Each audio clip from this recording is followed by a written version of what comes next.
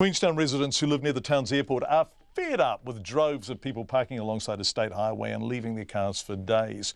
Residents will add their signatures to a petition in a bid to come up with a solution, saying it's only a matter of time before all this parking causes an accident. Lydia Anderson reports. If you take a stroll along State Highway 6 beside Queenstown Airport, you could be forgiven for thinking you've walked into a used car lot. Dozens of parked cars are jammed along both sides of the highway. Frankton Community Association chairperson Glyn Lewis says local residents think it looks terrible. They're not happy with how it looks. It's a tourist town, and it's pretty much the first thing you see when you get off the plane if you're a tourist and you're driving into Queenstown. You've come all this way and all you see is a big parking lot. And Glyn Lewis says the parking chaos on the highway is getting worse. In the last probably 3 months, she's now gone to angled parking, so now people will have to back into oncoming traffic. So I'd say the likelihood of a bingle would probably increase a little bit more. Mr Lewis says about 60 people turned out to a residents' meeting organised by the local MP, National's Todd Barclay, on Saturday. He says residents are frustrated and fed up at the lack of progress in finding a way to fix the issue. Todd Barclay says he's been trying to get the New Zealand Transport Agency to recognise the scale of the problem.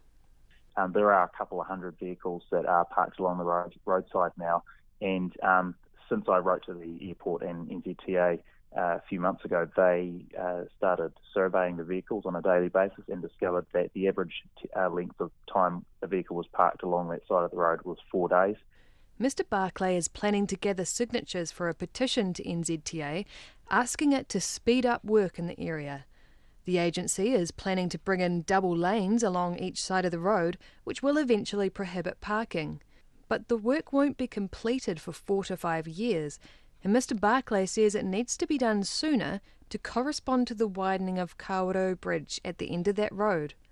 Well, I think it'd be pretty disappointing if they don't react to what is becoming an increasingly more sort of frustrating situation for a lot of locals, but also a lot of tourists. But also, I mean, if nothing else, my suggestion is that they at least react to the safety issues.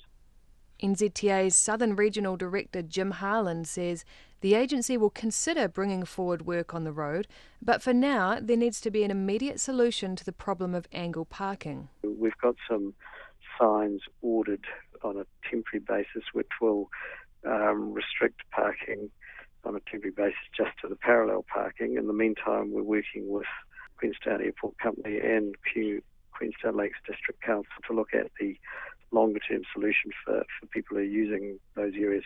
Jim Harland says the signs will be in place by early December.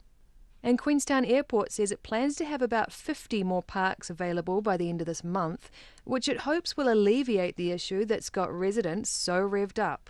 For Checkpoint, Lydia Anderson.